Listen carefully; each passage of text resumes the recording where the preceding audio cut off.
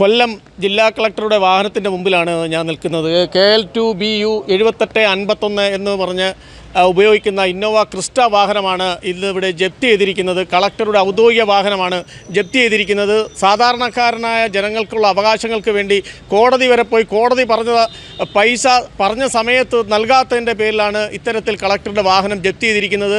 അടുത്ത ഏതാനും ദിവസങ്ങൾക്കുള്ളിൽ തന്നെ ഈ പൈസ അവർക്ക് നിർദ്ദേശിച്ച സമയത്ത് തന്നെ കോടതി കെട്ടിവെച്ചില്ലെങ്കിൽ ഈ വാഹനം ജപ്തി നടപടികളുമായിട്ട് മുന്നോട്ട് പോകും. അങ്ങായിരുന്നല്ലോ വാദിയുടെ അഭിഭാഷകൻ, എന്താണ് അതിൻ്റെ കാരണം?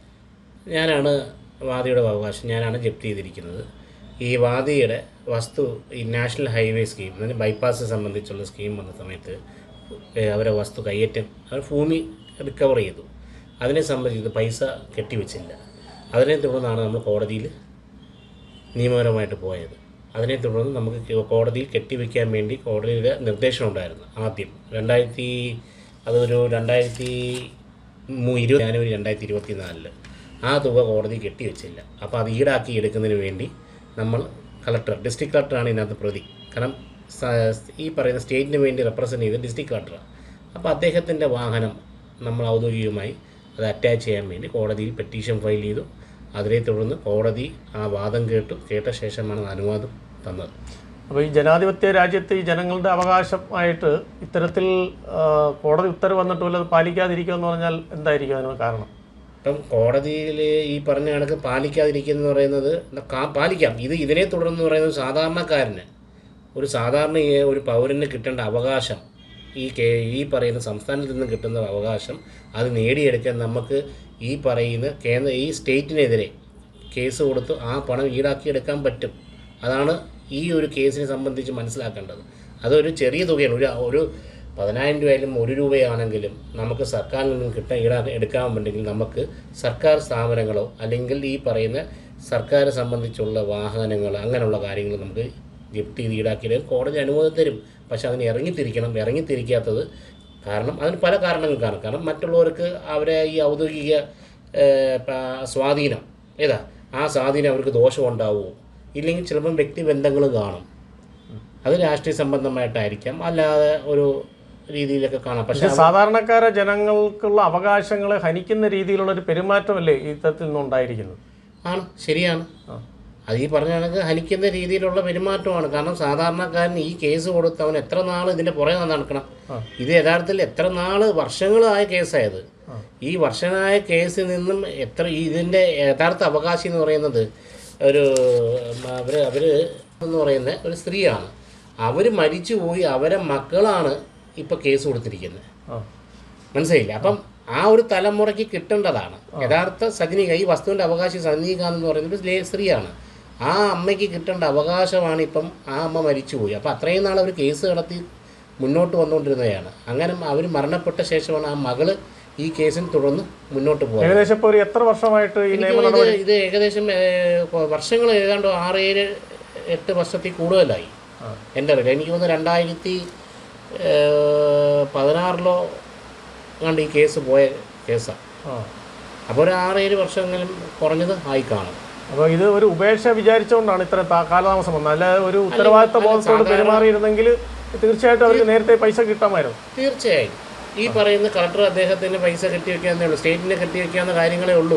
കളക്ടറുടെ ഔദ്യോഗിക വാഹനം ജപ്തി ചെയ്ത നടപടികളെക്കുറിച്ച് ബഹുമാനപ്പെട്ട കൊല്ലം ജില്ലാ കളക്ടർ അദ്ദേഹവുമായിട്ട് കർമ്മ ന്യൂസ് ബന്ധപ്പെട്ടപ്പോൾ അദ്ദേഹം പറയുന്നത്, ജില്ലയുടെ പല ഭാഗത്തും ഏത് നിമിഷവും ഓടിയെത്തേണ്ട ഒരു വ്യക്തിയാണ് ഞാൻ.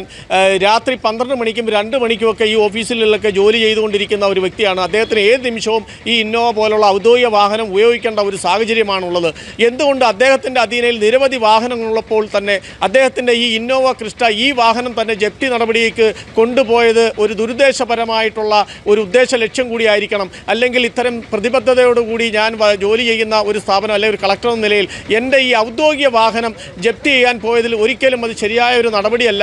എന്തായാലും ആ നിയമവ്യവസ്ഥയിൽ കോടതി ഉത്തരവ് പാലിക്കുകയും അതിൻ്റെ നിയമ നടപടികളുമായിട്ട് അതിൻ്റെ വേണ്ട കാര്യങ്ങളെല്ലാം തന്നെ അദ്ദേഹം ചെയ്യും, അത് മുന്നോട്ട് പോകും എന്നുള്ളതാണ് പറഞ്ഞത്. പക്ഷേ ഏത് നിമിഷവും ഇപ്പോൾ മഴയും കാലാവസ്ഥയുമായിട്ട് ജില്ലയുടെ പല ഭാഗത്തും ഏത് നിമിഷവും ഓടിയെത്തേണ്ട ഒരു പ്രധാനപ്പെട്ട വ്യക്തി തന്നെയാണ് കൊല്ലം ജില്ലയുടെ കളക്ടർ എന്ന് പറയുന്നത്.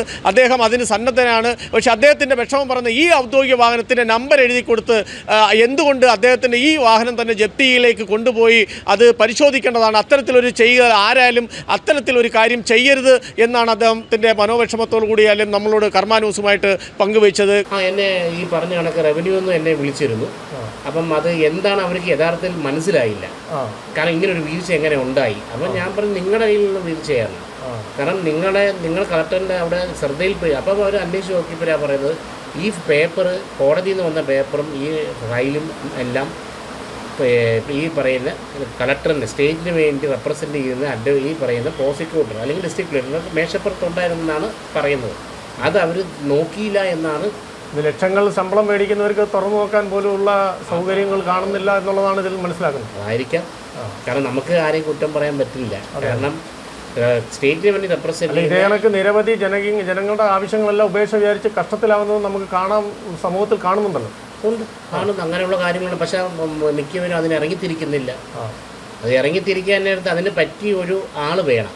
ഏതാ അതിനു വേണ്ടി നമ്മൾ ഈ പറയുന്നത് ഒരു വക്കീലെന്ന നിലയിൽ നമ്മൾ സൊസൈറ്റിയിലും കുറച്ച് ഇറങ്ങി നിന്ന് നമ്മൾ വേണ്ട സമൂഹമായിട്ട് ബന്ധപ്പെട്ട് വേണം കേസിന്റെ നടപടിക്രമങ്ങൾ മുന്നോട്ട് കൊണ്ടുപോകാൻ അതിൽ വിജയം കണ്ടെത്തുന്നത്. വേണ്ടത് അതിൽ നിന്നും വിജയം കണ്ടെത്താനിടത്തല്ലേ അവർ നമുക്ക് നേടിക്കൊടുക്കുന്നുള്ളൊരു ഇത് സംതൃപ്തി വരും. അല്ലാതെ പ്രതികളുടെ ക്രിമിനൽ കേസും ചെയ്യുന്ന ഒരാളാണ്. ക്രിമിനൽ കേസ് മാത്രമല്ല, ഫാമിലി മാറ്റേഴ്സ്, ഇതിനെല്ലാത്തിനും നമുക്കെന്ത് വേണം? ഒരു പ്രതിബദ്ധത, ആ ഒരു കമ്മിറ്റ്മെന്റ് വേണം. ഏതാ കേസ് എന്ന് പറയുന്നത് നമുക്ക് ആദ്യം പണമല്ല വലുത്. ആ കേസ് സാമൂഹ്യ പ്രതിബദ്ധതയോടുകൂടി അങ്ങ് ഏറ്റെടുത്തതാണ് ഇത്തരത്തിലൊരു. ഞാൻ അത്രയാണ് ഏറ്റെടുത്തത്. കാരണം യഥാർത്ഥത്തിൽ അവർ ഈ കേസ് കൊടുത്തപ്പോൾ തന്നെ എന്നോട് പറഞ്ഞു, അയ്യോ ഇത് പ്രശ്നമാവുമോ, ഇത് വിഡ്രോ ചെയ്യണോ? അനേകം ഫോൺ കോളുകൾ അവർ വന്നു. അവർ പേടിച്ച് വരണ്ടിരിക്കുക ഈ പറയുന്ന സ്ത്രീ. കാരണം വേറൊന്നുമല്ല, അവർക്ക് ഇങ്ങനെയുള്ള കാര്യങ്ങൾക്കൊക്കെ ഒരു പേടി. പിൻവലിക്കാൻ വേണ്ടി സമ്മർദ്ദം വല്ലതും ചെലുത്തിയാണ്? ഇല്ല, അങ്ങനെയൊന്നുമല്ല. അവർക്കൊരു പേടിയുണ്ട്. കാരണം ഡിസ്ട്രിക്ട് കളക്ടറിനെതിരെ ഇങ്ങനെ നടപടിക്രമം ചെയ്തല്ലോ, അത് നാളെ ഭാവിയിൽ ദോഷം ഉണ്ടാവും എന്നുള്ളൊരു സാധാരണക്കാരന്റെ. അല്ലാതെ കുടുംബത്തില് മറ്റു മക്കൾ കുട്ടികൾ പലരുമായിട്ട് ബന്ധപ്പെടുമ്പോൾ കളക്ടർ വാഹനം ജപ്തി ചെയ്തു, അതിനെന്തെങ്കിലും ദൂഷ്യവശങ്ങൾ ഉണ്ടാകുമോ, ഭവിഷ്യത്തുണ്ടാകുമോ എന്നുള്ള ഭയപ്പാട് അവർക്കുണ്ട്. അതാണ് അവരൊരു ഭയപ്പാട് ഉണ്ടാവും. അത് സാധാരണക്കാർക്കാണ് അറിയാവുന്ന നിയമത്തെ കുറിച്ച് അവബോധമുള്ളവർക്ക് അത് ഭയപ്പെടേണ്ട കാര്യമില്ല. ഇല്ല, നിയമം അറിയാവുന്നവർക്കാണെങ്കിൽ അത് മനസ്സിലാക്കാൻ പറ്റും. ഇങ്ങനെ ഉണ്ട്, ഈ നിയമം ചെയ്യാം, സാധാരണക്കാർക്ക് ഇങ്ങനെയും ചെയ്യാം. പക്ഷെ അതിന്റെ അറിവില്ലായ്മ കൊണ്ട് അവർക്ക് അതൊരു ഭയപ്പാടുണ്ട്. അതുകൊണ്ടാണ് അവർ രംഗത്ത് പോലും വരാത്തത്. അങ്ങയുടെ നിയമ പോരാട്ടം വിജയിച്ചതിൽ മറ്റ് ജനങ്ങൾക്കെല്ലാം സന്തോഷമുള്ളൂ എന്നുള്ളത്. നാളെ ജനങ്ങൾക്ക്, മറ്റുള്ള സമൂഹത്തിലുള്ള ജനങ്ങൾക്കും അതൊരു ബോധം ഉണ്ടാകട്ടെ. അത് പറയുന്നത് ജനങ്ങൾക്ക് ബോധമുണ്ടാവുന്നത് മാത്രമല്ല, ഈ നാഷണൽ ഹൈവേ സ്കീമിനെ സംബന്ധിച്ച് ഭൂമി കയ്യേറിയ മിക്ക വസ്തുക്കളും പുനർപരിശോധിക്കണമെന്ന് എനിക്കൊരു അഭ്യർത്ഥനയുണ്ട്. കാരണം ഈ പറയുന്ന അവകാശികളെന്ന് പറയുന്നത് ഏതിൻ്റെ അടിസ്ഥാനത്തിലാണ് ഈ പറയുന്ന ഗവൺമെൻറ് പൈസ കൊടുക്കുന്നത്? കളക്ടർ വ്യക്തമായിട്ട് അതിനൊരു ഉത്തരം കൊടുക്കണം. കാരണം സാധാരണ രീതിയിൽ അർഹതയില്ലാത്തവർ പൈസ വാങ്ങിച്ചിട്ട് പോകുന്നുണ്ട്. സത്യാവസ്ഥ.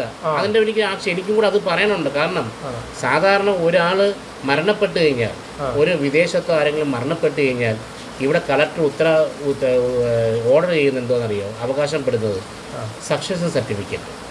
ഈ സക്സഷൻ സർട്ടിഫിക്കറ്റിന്റെ അടിസ്ഥാനത്തിൽ അത് കോടതിയാണ് കൊടുക്കുന്നത്. സക്സഷൻ സർട്ടിഫിക്കറ്റ് അടിസ്ഥാനത്തിൽ ഈ അവകാശികൾക്ക് പണം കൊടുക്കേണ്ടത്. ഇവിടെ മരിച്ചവർക്കാണോ ഇതിൻ്റെ അവകാശി നിലവിലുണ്ടോ, അല്ലെങ്കിൽ ഇതിന് ഈ സ്വന്തം യഥാർത്ഥ അവകാശികൾ ആർക്കാണോ പൈസ കൊടുക്കുക, ഒന്നും ഇത് ഇവിടെ റിപ്പോർട്ട് വില്ലേജ് ഓഫീസർ വരിക, മറ്റുള്ള ഉദ്യോഗസ്ഥർ വന്ന് റിപ്പോർട്ട് ചെയ്ത് അവരാണ് അവകാശി എന്ന് പറഞ്ഞ് ഞങ്ങൾ കൊടുക്കുക ചെയ്യുന്നത്. ഒരു വില്ലേജ് ഓഫീസറുടെ സർട്ടിഫിക്കറ്റ് വന്ന് പൈസ വാങ്ങിക്കൊണ്ട് പോകുന്ന ഒരു ആക്ഷേപമുണ്ട്. ഉണ്ട്. അത് യഥാർത്ഥത്തിൽ ബഹുമാനപ്പെട്ട നമ്മുടെ മുഖ്യമന്ത്രി പിണറായി വിജയൻ, അദ്ദേഹത്തിന് പോലും ഈ ഒരു സംഭവം അറിയില്ല. കാരണം അത് അങ്ങനെ ഒരു സംഭവം അത്തരത്തിലൊരു തട്ടിപ്പ് നടക്കുന്നുണ്ട്. ശരി, യഥാർത്ഥ അവകാശികൾക്ക് ഇതാണ് പൈസ കിട്ടാതെ വർഷങ്ങളോളം കേസ് നടപടികളായിട്ട് പോവുകയും അർഹതയില്ലാത്തവർ വില്ലേജ് ഓഫീസറുടെ സർട്ടിഫിക്കറ്റ് മുഖാന്തരം വന്ന് പൈസ വാങ്ങിക്കും. അത് ഒരു സെന്റിന് വെച്ച് 15 ലക്ഷം രൂപയാണ് ഈ ഇടയ്ക്ക് വാങ്ങിച്ചിരിക്കുന്നത്, ഒരു സെന്റിന്. അപ്പം ഇവർക്ക് കിട്ടിയിരിക്കുന്ന തുക എന്ന് പറയുന്നത് ഒരു ആറിന് 1 ലക്ഷത്തി ഇത്ര രൂപയാണ്, ഒരു 6 2.5 സെന്റ്. അപ്പൊ ഇതൊരു വ്യത്യാസമുണ്ട്. ഈ ബൈപ്പാസ് എല്ലാം എപ്പോഴാണ് വന്നത്? റിക്കവർ ചെയ്തിട്ടുണ്ടെങ്കിലും ഇതെല്ലാം വന്നത് ഈ 2015-16 കാലയളവിലാണ് ബൈപ്പാസ് നിലവിൽ വന്നത് അതെ പൂർത്തീകരിച്ചത്. അപ്പം ഇതിനെ തുടർന്ന് കളക്ടർ പുനർപരിശോധന നടത്തണം. ഈ പറഞ്ഞ കണക്ക് അന്യായമായി സ്റ്റേറ്റിൻ്റെ സർക്കാരിൻ്റെ പണം, അതെന്ന് പറഞ്ഞാൽ ഞങ്ങളുടെ പണം, സാധാരണക്കാരൻ്റെ പണമാണ് ഇതെല്ലാം പലരും വാങ്ങിക്കൊണ്ടിരിക്കുന്നു. അത് ഒരു പുനർപരിശോധന നടത്തണമെന്ന് അന്വേഷണം, അതിൻ്റെ എൻ്റെ ഒരു അഭ്യർത്ഥന അതാണ്.